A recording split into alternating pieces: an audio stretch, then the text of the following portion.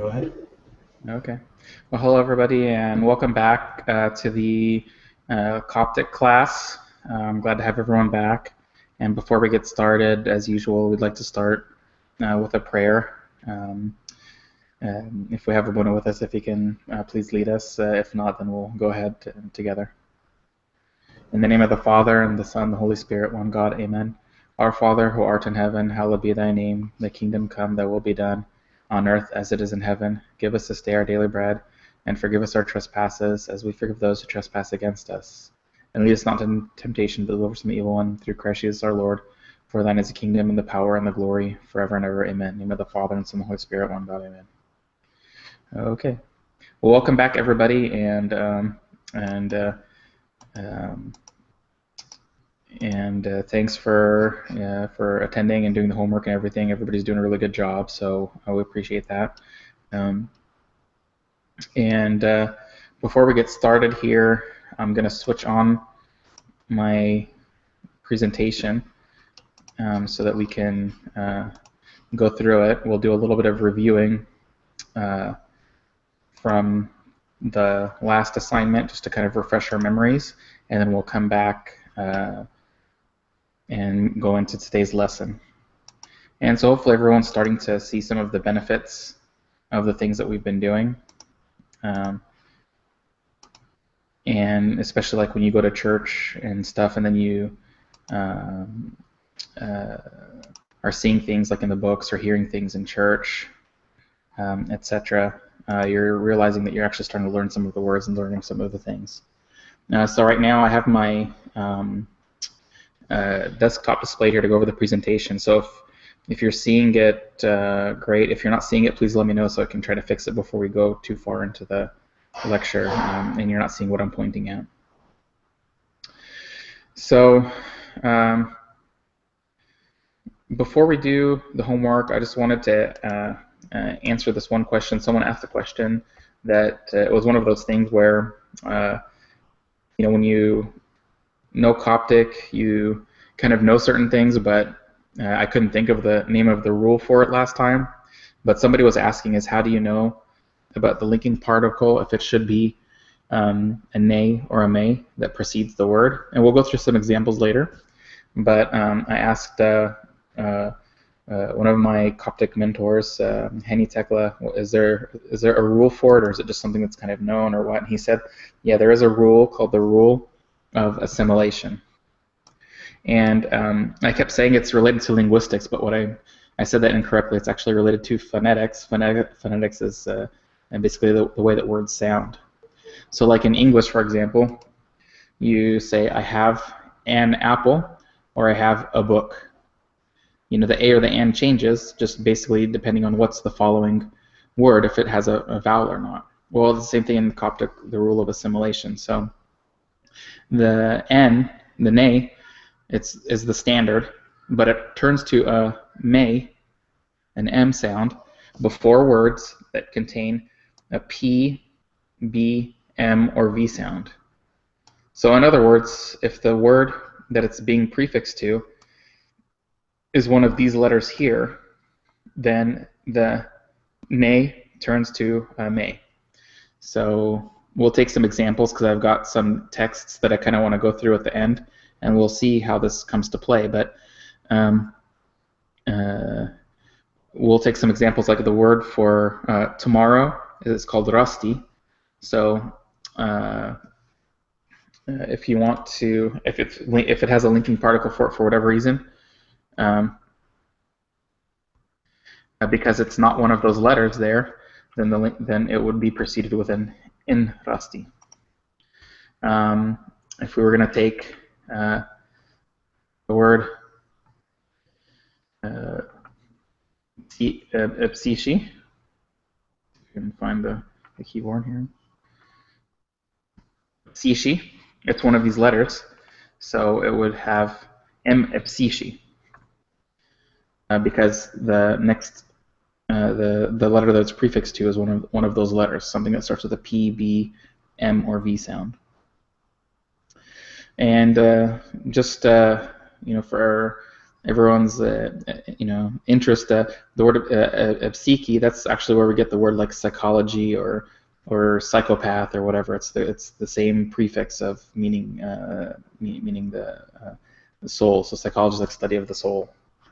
But anyway, that's just something that it's kind of interesting. We'll see. And there's other words like this that I'm sure a lot of us know, but don't realize that we have it in the liturgy. For example, we'll find words like uh, hemoglobin and stuff, things relating to blood. You'll see that in the liturgy. You probably hear it every single week, and you probably don't even realize that you already know what that word means. But anyway, those are Greek words, not Coptic. But it's just interesting that we may already know them. So anyway, I just wanted to answer this question from the last one, and thanks for asking. It was a really good question that, like I said, it's kind of one of those things that I kind of was understood to me, but I didn't know the exact rule, so I'm glad now we have a name for the rule of assimilation. Let's see. So I'm going to get back to the presentation here. So just to review what we took last time, we reviewed the simple present tense. And let me see if I still have my table here, because that might be a little bit easier to go through. Yeah, so I have the simple present tense. So that means like something. Remember we talked about we're going to have the past tense, present tense, and then future tense. Well, present tense is what's occurring now. So we chose to use the word osh. Osh can mean to read. It can mean to make a promise. It really depends on the context. It can also mean to cry out in a loud voice, like osh evol of go'umos, for example. Osh evol means to cry out. So it just depends on what it's being used. But we'll say to read for now. So remember, we're always going to put everything into these categories: first person, second person, third person, singular or plural. So first person, singular, ti osh, I read. Second person, ik osh or ekum. Remember about the bilmanur group that we talked about. If the letter is one of those bilmanur group, which in this case it's the O, then the non-aspirated K, which is K sound, switches to the aspirated K sound, which is K, which is kind of like a K sound with a puff of air behind it. K. So ekum. And because that's the bilmanur group of letters is the next letter, which we have that list of letters right here. Beta, lambda, may, ne, o, and rho. And then for the feminine, te, osh, you read, feminine, talking to a female. If osh or es osh, he reads or she reads. Ten osh, we read. Titan osh, you read, plural. And se osh, they read. Okay, so that's kind of what we took last time, and you're going to see that the future tense is going to be super easy if we know this. And for those of you who kind of peeked ahead in today's lessons, you'll see why it's pretty easy. So let's go over into. We'll scroll down here. We took several words here, so let's just review some of the words. Ischai is the verb to write. Osh, we learned about to read, but it can have other meanings. U'om, to eat. So, to drink. May, this is actually the pre-pronominal form, but we'll talk about it later. Basically, it means it's kind of conjugated for a certain way, but the actual non-conjugated way is may. I think I wrote it up here because we talked about it last time. May, it means to love or like. Musti means to hate.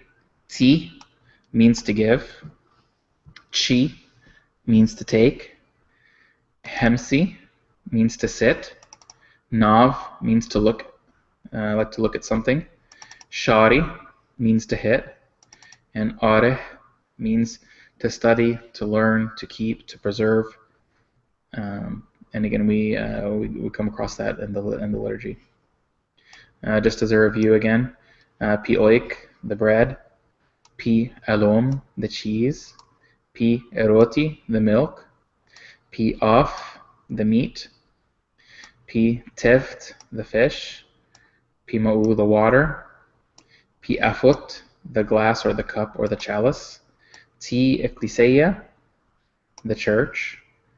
Chen has a lot of different meanings, but it can mean in, at, by, with. And we'll see some of the meanings, like Chen b'Christos, Isos ben Choice, through Christ Jesus our Lord. Evol Chen. Evol means from, and Chen means in. So, like we talked about some examples. Evol, like from the prophecies, we always say Evol Chen ti Genesis and Moises, for example, from the Genesis of Moses. Evol Chen means from within the book of the Genesis of Moses. Evol Chen ti Genesis and Moises, for example. Is a directional adverb meaning to or at or towards. Ejen is also directional adverb meaning to, at, or towards. And remember, gen means head, so that's why this means upon, but something that's a moving object because it has the e prefix to it. Whereas this is upon the head. He means on, and gen means the head, and this is a static thing, so just something that's resting on top of something. He gen, or something that's not a moving object or a thing that's in motion. Yeah means or. Remember, we learned this also similar to what we have in Arabic, like al-Arabiyadi, yal-Arabiyadi. Yeah, it means or. Allah is a Greek word that's used very, very, very commonly in Coptic. It means but, like but I told you. Allah ego snak, for example.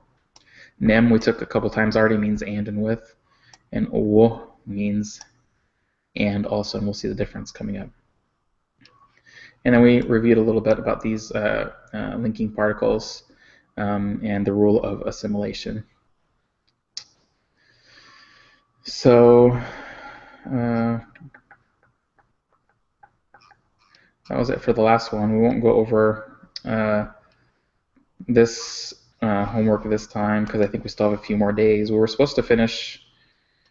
This homework should have been turned in. We did have a little bit lower amount of people turning it in. We had about 30 some, but this one was an optional one. But we can go ahead and, I believe we already reviewed it, but let me go ahead and just go over the answers one more time. Nim Pithai, who is this? Masculine.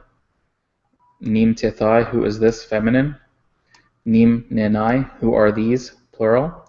Nim Pe Pairomi, who is this man? Nim Te Tayashini, who is this woman? Nim Ne Nai Elaoi, who are these children? These questions are preceded by mi, which is a Greek particle, and it's not translated, but remember we had a good suggestion from somebody that said maybe we can consider it just as a question mark, which is good.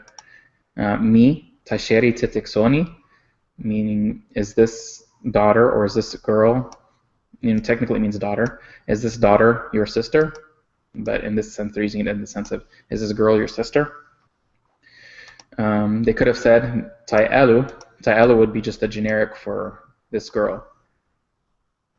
And we know that that's used because we have the hymn, like for example, Saint Marina and Damiana with Ti'alu. So we know that Ti'alu is the feminine for the girl. So they could have said Ta'alu Titiksoni, but this is what the author chose in this case. Pa'alu, mi Pa'alu Pepikshiri, is this boy your brother? Mi Na'alawi Nenixneo, are these children your siblings? Are these children your brothers? Are these children your sisters? This is kind of non-specific. In general, it means brothers or brethren, but it can also go for sisters, but it's used a lot less commonly in that sense. Mi Ta'isimi Tetik Mav, is this woman your mother? And those are just to kind of review that. That was the optional homework, and thanks for everyone who went ahead and turned that in. Hey, Joe, so we have a question, and just so everyone knows, the question and answer application isn't working today, but if you want to submit a question, I've made like a little chat room kind of thing on the Coptic page on the website, so you can go into it and click and submit your questions. And we do have a question, Joe, and sure. I think it regards our last lesson, the simple present tense. Mm-hmm. the question says, could you please explain one more time why we didn't use the personal pronouns before the verbs in the last lesson, simple present tense, and when do we put them before the verbs? Well, the verbs, um, they basically they have to be conjugated to have any meaning. So what does that mean? Like, for example, I think we talked about it a little bit last time, but Anok. In general, you don't have to include the personal pronoun.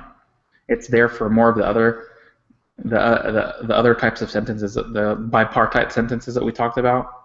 But they can be used in these types of sentences too.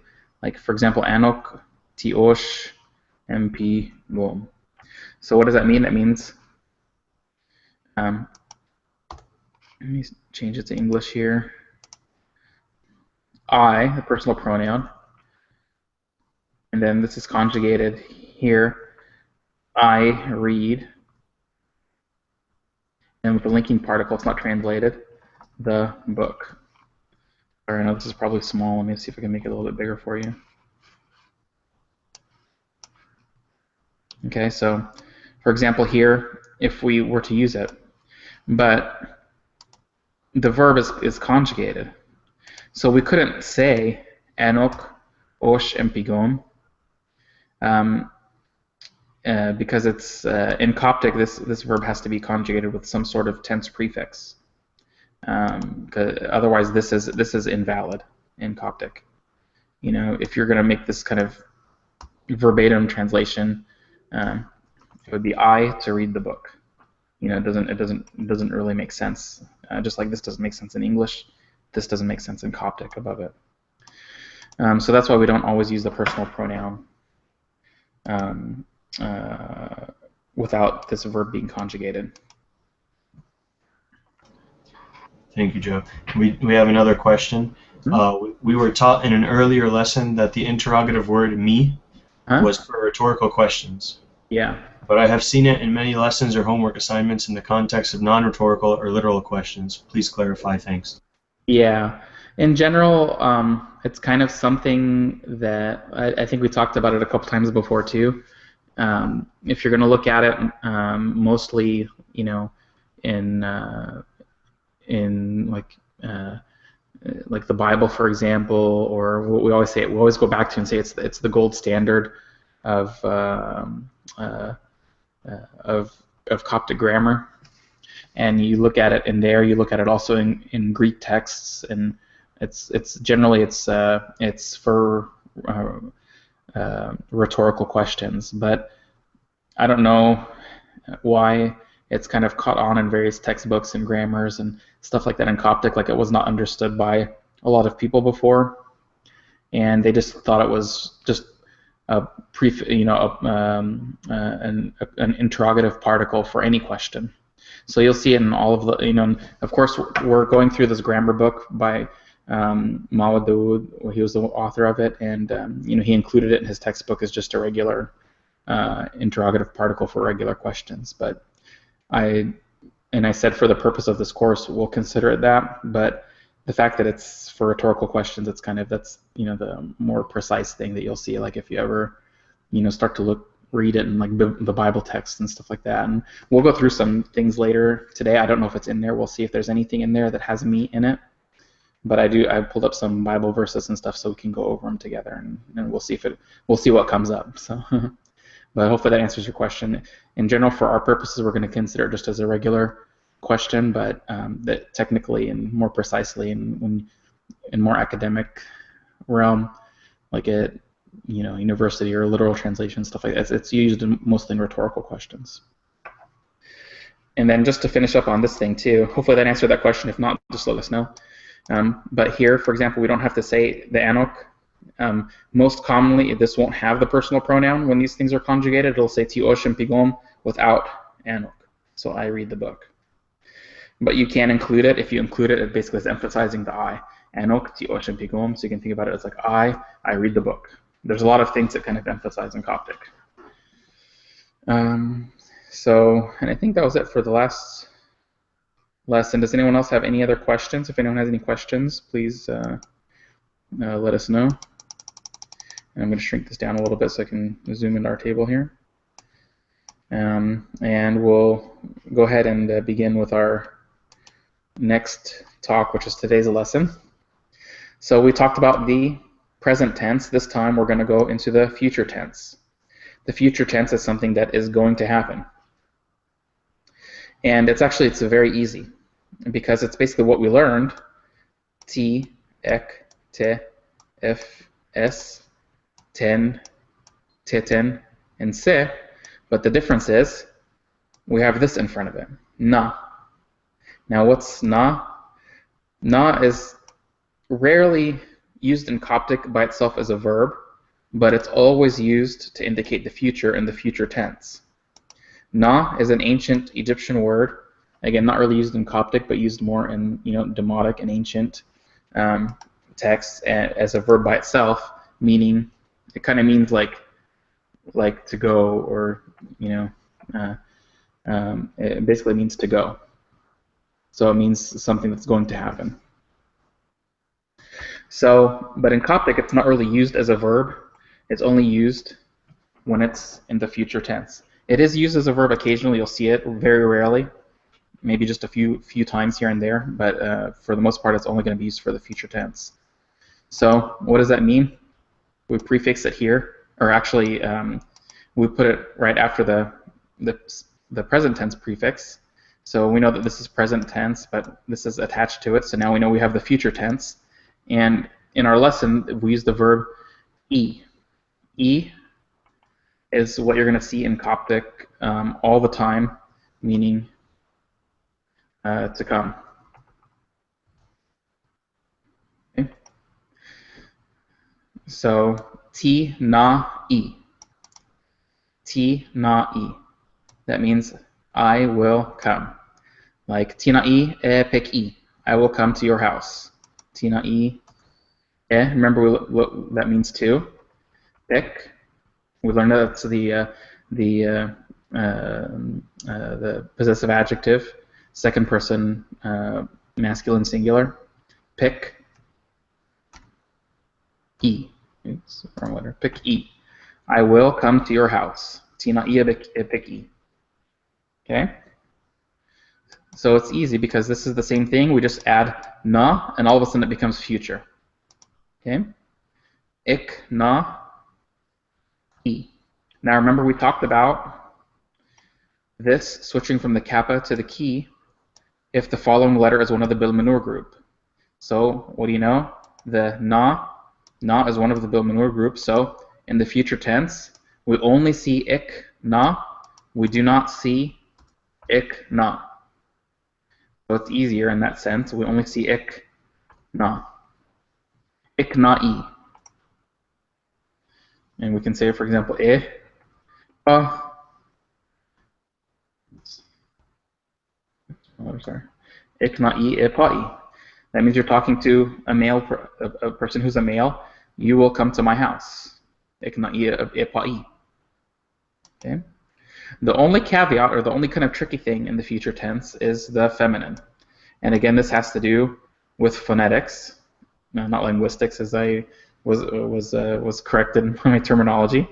But and we actually see this. I used to, before I knew Coptic, I used to think it was a typo or a typographical error in the Chemit Shemes, because there's one of the hymn, or in the one of the hymns that it says.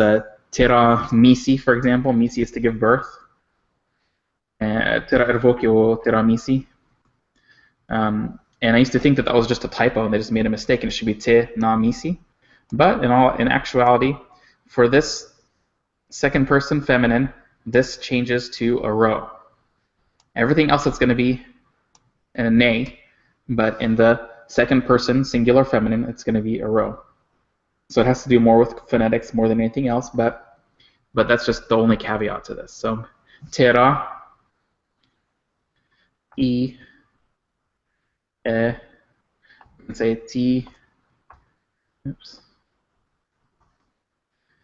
T ecclesia. meaning you're talking to a female, you will come to the church. Future tense. Okay?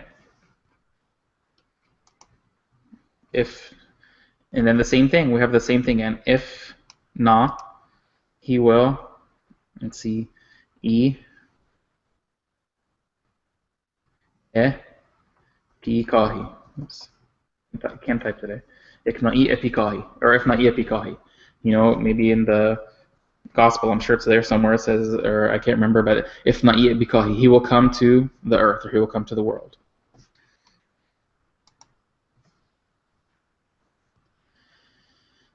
Isna, sorry, these are actually attached here. There shouldn't be a space.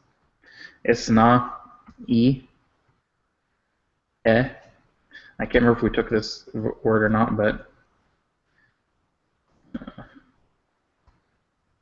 oops, pushing the wrong button here. T on Zeb. On Zeb means school. T on Zeb is the school. So she will come to the school. Isna I eti an Zeb. So third person singular for a female. Tenna I pik I. We will come to your house. Titin na I you can say, we don't have to say pick again, we'll say pa I. Titin na I. Titin na I. Remember, means two. Pa I. You, plural, so a group of people, or at least two or more people. You will come to my house. Titin na I pa I. And then the last one, se na, third person plural, they, se na I se na I if I. They will go to his house. Se na I pif, remember we took these, his house. Se na I if I. Okay? So it's very easy. Basically, it's the same thing as the present tense, but we're going to add this na after it, and all of a sudden it becomes the future tense. Well, the only two caveats are here, where we already know that the kappa, or the kabba, switches to the ki if it's preceding one of the bil manur letters, which na obviously is one of those. So you only see ik, na, I. You'll never see this as a k in the future. And the second person singular feminine, the row, or the ne switches to a row, and that just has to do again with phonetics. Other than that, everything else is very consistent. These, you know, without the na, it would be present tense. With this na, it becomes future tense. So it's pretty easy. Pretty easy. We just add the na. Basically, is the best way to think of it. So. Let's see, and I think we went through these. These are the answers for the homework that we were supposed to go over. We have a question, Joe. They ask, when the jinkim comes at the beginning of the sentence, do we put it on the capital letter that comes at the beginning of the sentence? I mean, it's, you know, it depends. You know, it goes on top of the letter, but you know, the way that certain fonts look, it looks like it's in front of it. So. In this case, if this was the first word in the sentence, then yeah, you would have the jinkim on top of this. I don't know if that's answering the question or not, but it, you know, it should be, I guess theoretically, should be more on top of it. Thank you. So that, yeah, that's correct. And you know, again, just kind of on a side note, in the older you go in Coptic texts, the less jinkims you'll see. So if you look at a text and you see jinkims all over it, you know that it's something that was written pretty recently. It was not something that was used a long time ago, but as less and less people became familiar with Coptic, it became added more and more, and there was more kind of fancy and complex rules over time. So it's not really very common in actual Coptic and older texts, but it becomes very, very common in more modern texts. I don't know if they were trying to emulate all of the marks all over like Arabic that they became exposed to. They said, well, there's a bunch of marks in Arabic, let's put a bunch in Coptic too. I'm not sure if that's how it came from, but in general, if you were ever to look at manuscripts and see the actual manuscripts, the older they are, the less jinkims you'll see. Okay, and let's go back. So yeah, we just reviewed some of the possessive adjectives. So let's go back to today's homework. Oops, sorry, that's not today's. Go back to today's homework. And so we reviewed these. E means to come, and then we reviewed those tenses. And thanks, we got this fixed here because this used to be a name, but we got this fixed for all of you. So let's review some of today's vocabulary words. And remember, each lesson, it's going to continue to build on the previous lessons. So it's really important to memorize all the vocabulary and all the tenses as we go along. I know it's been going super fast so far. We've been taking a whole bunch of things every week, but I think I was told that from now on, this is going to be an every other week class, so hopefully it gives you a little bit more time to digest it, but I hope that doesn't mean we just take an extra week off from studying the Coptic, but hopefully we use that extra week as an extra week to study and reinforce what we've taken before. So it'll give us a good chance to kind of, over the next couple weeks, to review everything that we've taken. So everybody hopefully knows this verb here, ishlil. We hear Abuna say it often in church. Ishlil means to pray. Jimi, like for example, when we talk about St. Mary, we say Arajimi gharan o ihmot. Jimi means to find. You have found grace. To find. Jimi, to find. Sotem, like Sotem Tasheri Ana Vrik B'Maj. It's one of the psalms that we read in the Tawaf during Kiach. Sotem Tasheri. Sotem means to listen or to hear. So we say, "Listen, O bride," or "Listen, O daughter," so Tasheri is my daughter. Listen, my daughter. Sotem. Kati means to understand.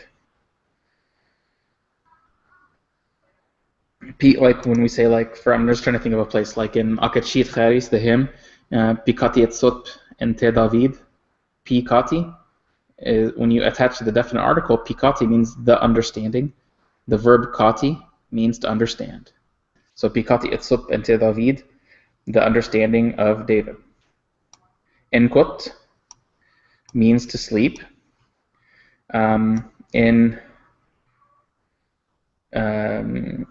In church, for example, it can also mean like a repose, like sleep as in death or repose.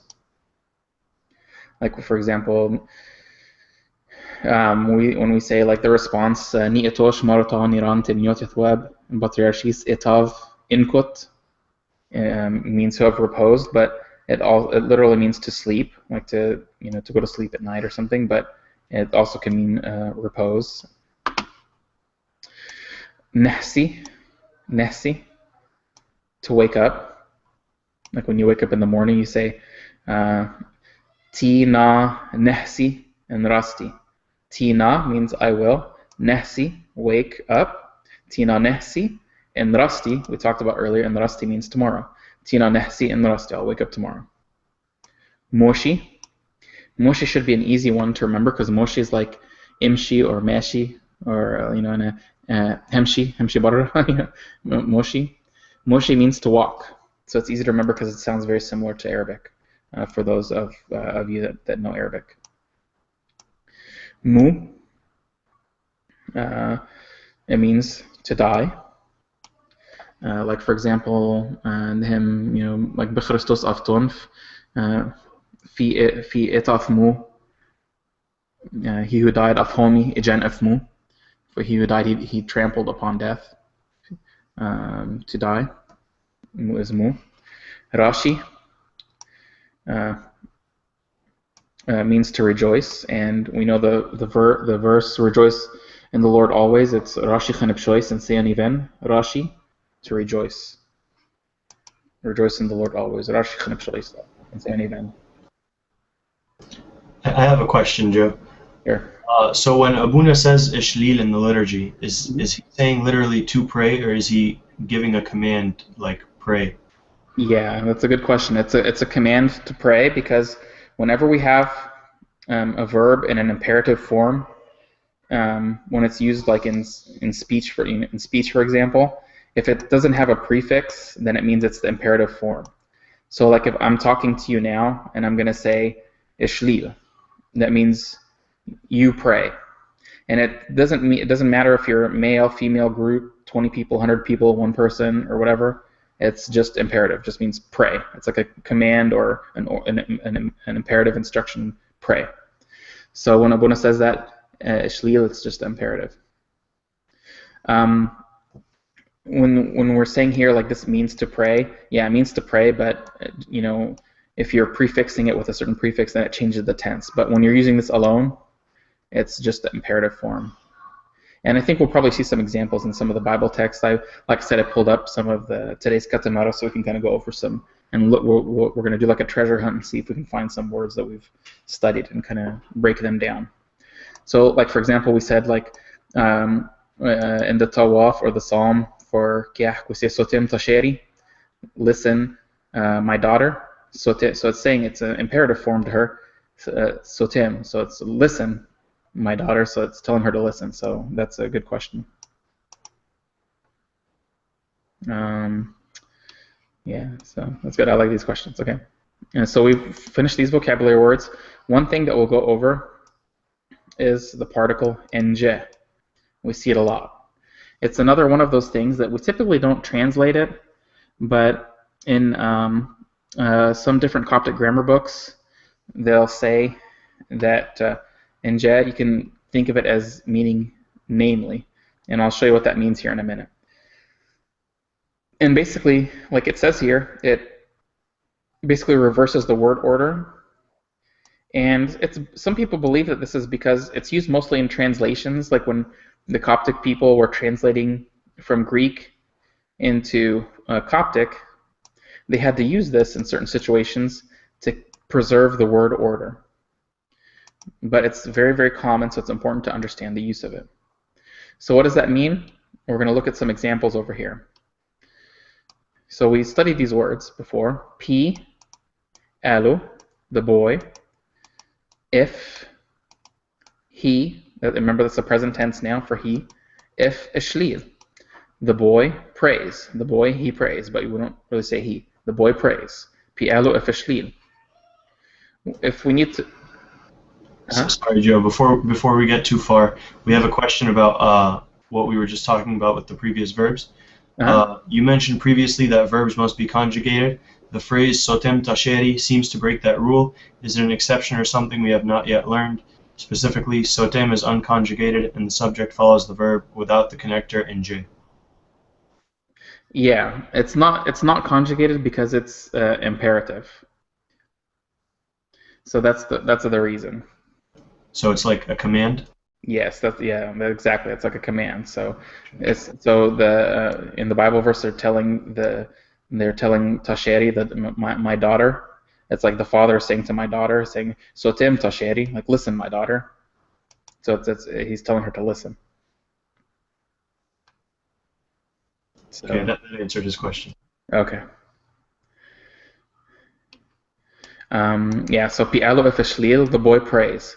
So if we need to use nj for whatever reason, and again, like I said, it may be due to just some people believe it's due to when Coptic people were translating from Greek to Coptic, they wanted to preserve the word order in Greek, so they wanted to switch these around to preserve the same order.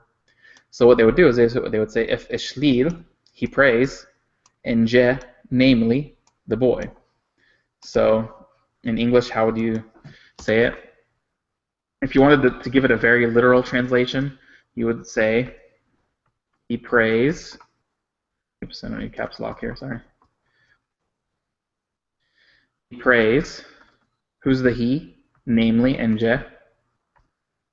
Namely, the boy. But you can still translate it in English. If we're just working on translating, you could just say the boy prays, because in general, we're not really as worried about word order as in English, for example. But that's what nje means, namely. So where do we see that? Like, in the conclusion for the Saturday Theotokeia, we say, let me change this back to Coptic here. Se, na, I, nje, ni, martyros. Right? So we see nje. We learned the future tense today. Se, they, na, the future tense. Se, na, I, they will come. Nje, namely, the martyrs.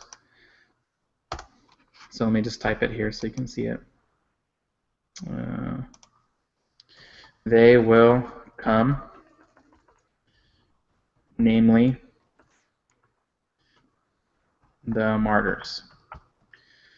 And then it goes on to say, if Vasanos, which means carrying their tortures, or bearing their tortures. So they will come, namely the martyrs. So I don't know, I can't remember how it's translated in the Psalmodea, but it might say the martyrs will come bearing or carrying their tortures or something. But this is literally what it means. They will come, namely the martyrs, carrying their tortures. What's the next part? It says Sena ni dikeos. So let me switch back to Coptic here. Se, na, I, and which brings me to another thing. Sena I ni dikeos.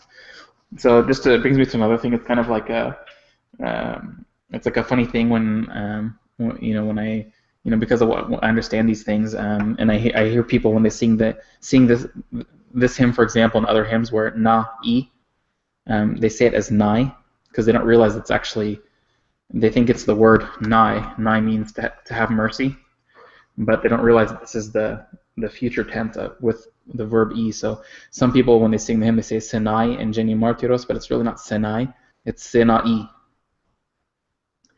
So anyway, just something that I know. But senai and geni dikios means, and the righteous will come. They will come, namely the righteous. Anyway, I just wanted to show some examples where we run across nj, and we see that quite a bit. See, let's go back to this. Okay, so if shlil nj pi'elo, or pi'elo shlil, it means the exact same thing, but we're just switching the word order. So you can translate it either this way, or you can translate it, he prays, namely the boy. Both are acceptable, but obviously in English, the boy prays makes much more sense for both things. Another example, piromi, the man, he will come. The man will come. If for whatever reason you need to use this, nj, if na'i nj piromi. He will come, namely the man. But again, in English, we tend to just translate it, the man will come, because it makes much more sense in English. Okay? So let's take a little bit more of our vocabulary words. Things that have to do with like the day, for example. Fa'u. So fa'u actually is kind of like, means like the day. Fa'u, remember the link, this particle, whenever it's prefixed to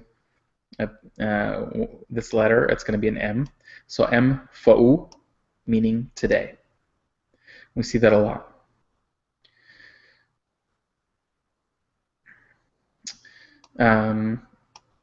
For example, I know I keep going off into all these tangents, but we say the hymn Fai Pe Pi Ehou,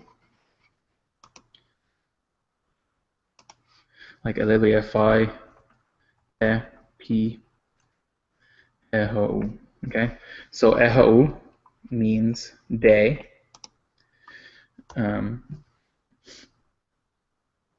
Let's see. Fa'u, it's literally a condensed form of the P and the Ho'u.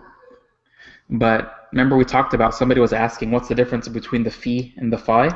The phi, or the phi, it replaces this. So that's why we always tell people that this is originally what the difference was.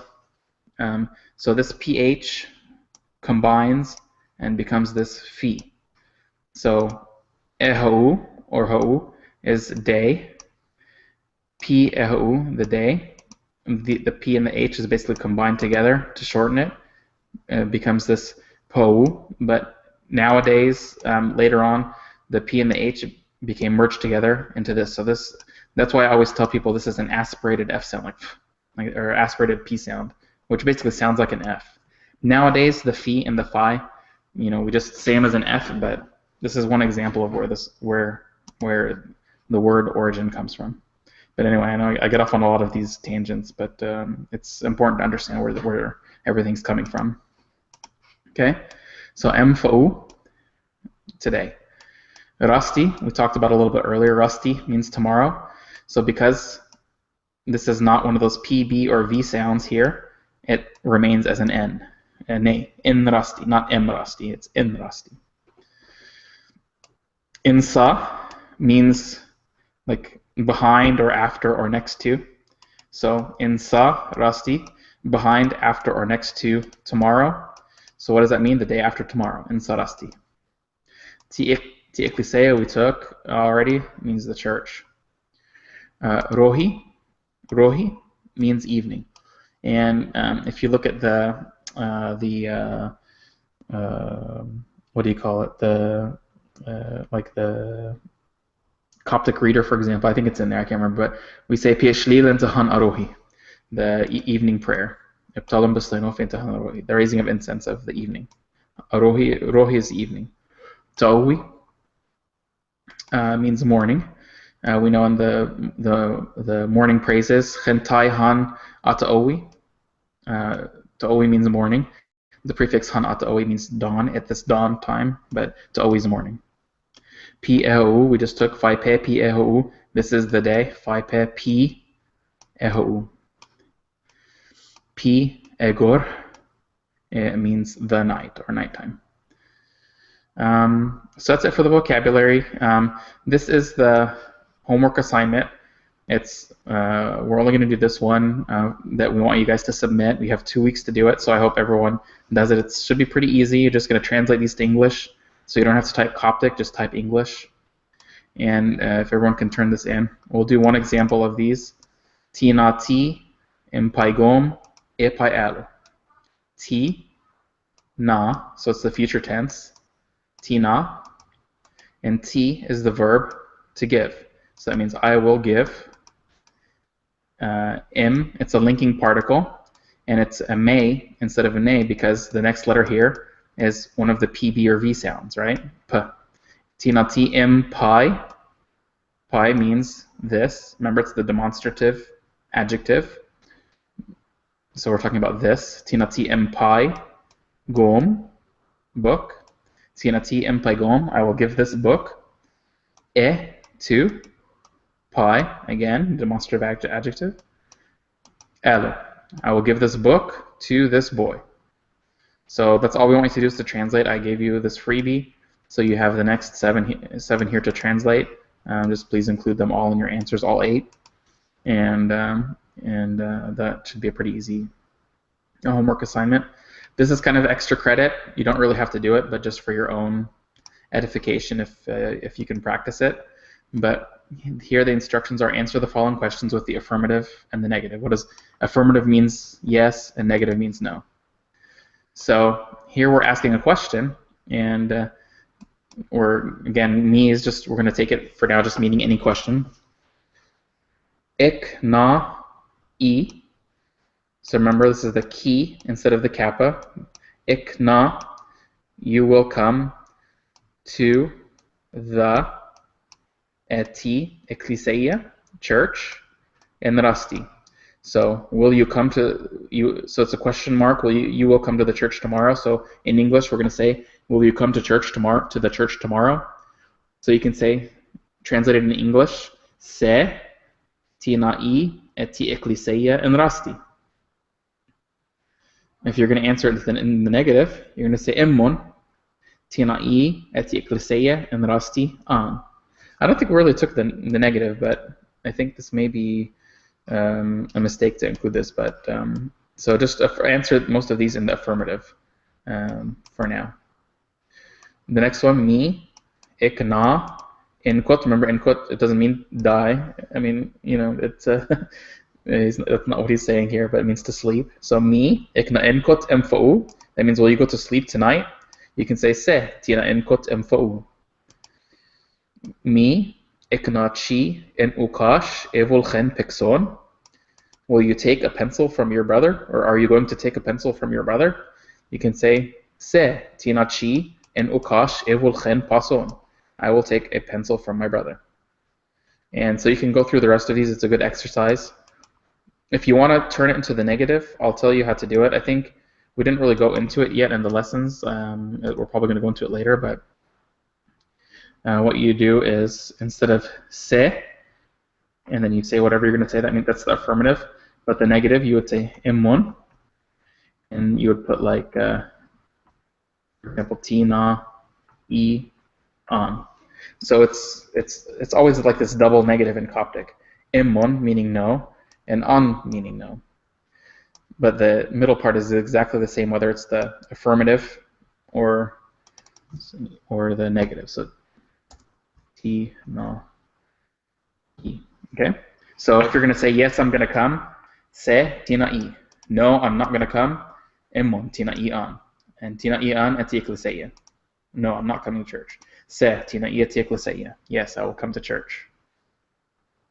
So basically, this is how you do the affirmative, and this is the negative. You just put imun in before and then on after.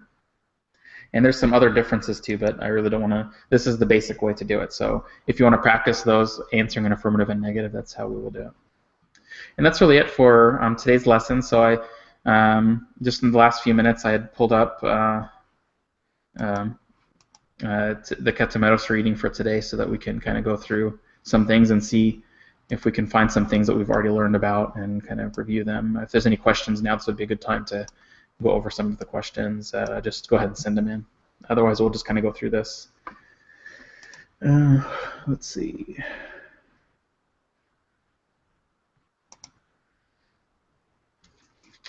So let's take, like, for example, here, F uoini.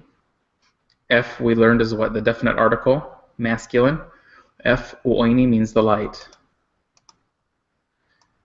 Pik ho. Pik, remember, pik is the second person masculine singular possessive adjective. Pik ho. Your face. Here we say your countenance, but your countenance is face. Your face.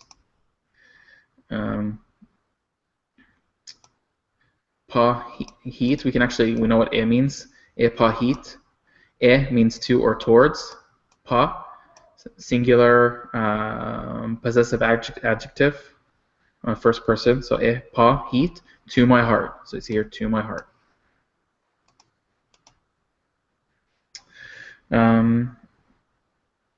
The gospel reading of Matthew, we have immun. Immun means no or not. And so we see that this is where the not corresponds over here. Immun. And we have the indefinite article, u, mathitis. We haven't taken mathitis, but that means disciple. Immun u mathitis. That means there is no disciple. Efut means greater. E is greater than. E that's how you say greater than. You say when you would use the linking particle e. Pif, his. Pif is the third person singular masculine. Refti izvo is literally means it's kind of teacher or giver of wisdom. So there is no disciple greater than his giver of wisdom. So here we can see the disciple is not above his master. It's a little bit different in the Coptic. There is no disciple greater than his teacher or giver of wisdom. Odeh means nor, and uvok. Uvok means servant. Efut means greater than. His, or this is the linking particle. Pif, choice. So there is no odeh, nor a servant is greater than his Lord. So, nor the servant above his Lord. So we can see already that we're seeing a lot. We may not know all the vocabulary just yet, but we can see all the affirmative response, negative response, the possessive adjectives, the indefinite articles, definite articles. We're starting to look at this, and this isn't just looking like a bunch of letters that we can read, but we can actually hopefully start to see some of the words actually come out to life now, and we can understand them. So let's go through. Maybe we have time for maybe one or two more verses here that we can kind of go through.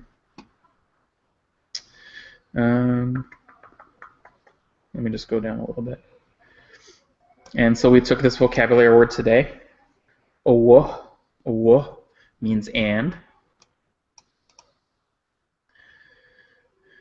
Pitin. Pitin is the masculine possessive adjective, the second person plural. So pitin, meaning your. Your. Soma is body. It's a Greek word for body. So it's a plural for your body.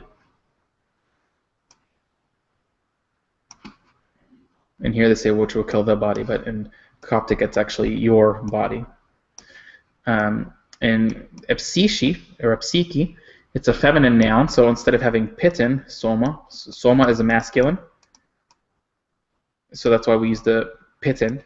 But epsiki is feminine, so we use titin. So titin epsiki, it's talking about your souls. Okay. Yeah, okay, now here we see me. Somebody was asking about me, whether it's rhetorical or not, so we see it in this rhetorical question. So what are they saying? Are not two sparrows sold for a farthing? It's kind of a rhetorical thing. So in this instance here, me, chagisnav an etoti emau evil chaotevi. So this is supposed to be a rhetorical question here. So we see a perfect example of where it's used in a rhetorical question in the gospel. But again, a lot of I don't know what the reason is why people don't realize that it was rhetorical, but in general we're just going to assume it's just for any question. But in the true Coptic, more classic grammatical sense, it's used for these type of rhetorical questions.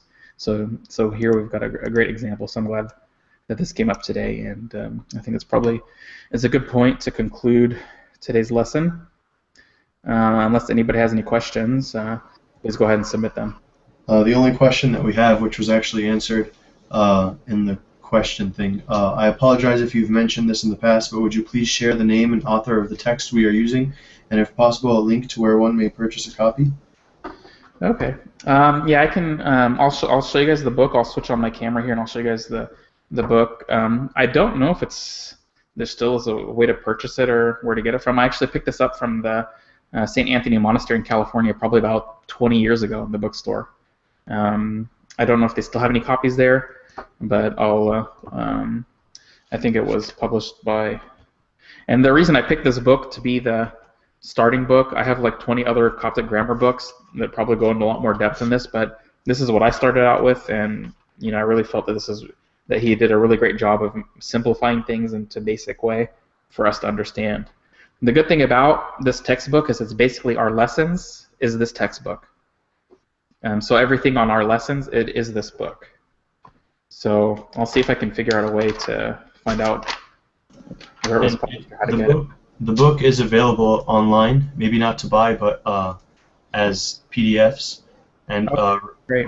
Rafiq actually posted that link, and I can post it in the forums or something if anyone wants. Good.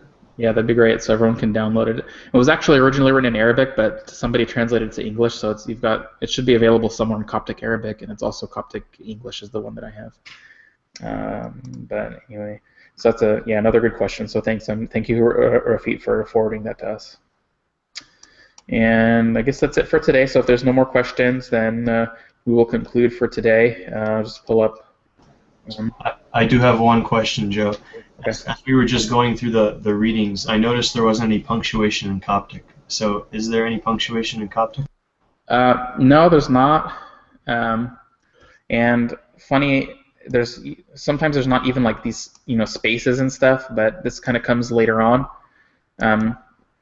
This is a digital thing that was made by Henny Tekla, St. Shenouda Coptic Society in California. So he's trying to make this for teaching purposes. So obviously all the the spaces are included and stuff like that. But if you look at like ancient texts or old manuscripts, this will just be a big block of letters. And we kind of talked about it before with like, a lot of scholars, they tend to use Greek more, but Greek, when they see like a big block of letters, they can't sometimes tell where the sentence is supposed to stop or start or end because there's no punctuation. So whenever there's any confusion, they always go to the most common place they go to is they go to Coptic manuscripts, because Coptic manuscripts are much more clear in certain situations and can help them decipher where the sentences begin and end, even though they may not have spaces or punctuations either, but because the grammar is pretty simple to understand. So yeah, I mean, this, I wouldn't go by this as how actual Coptic or Coptic manuscripts are or anything, but this is just for illustration purposes, mostly so you can see where the words are. So no punctuations in Coptic, but yeah, we do kind of use them nowadays just for for our own benefit. Okay. All right. So any other questions before we pray? Okay. All right. So let's hopefully everyone can see this and we can go through this again together. And like I said, I'd like to say it at the end of every lesson so that hopefully by the end of our lessons here, everyone will have this memorized and we can all just say it together from memory. Chenefran, Emefiot, Nemebshiri, Nem Biepnevma, Eth Oab, Unoti, En Uut, Amin.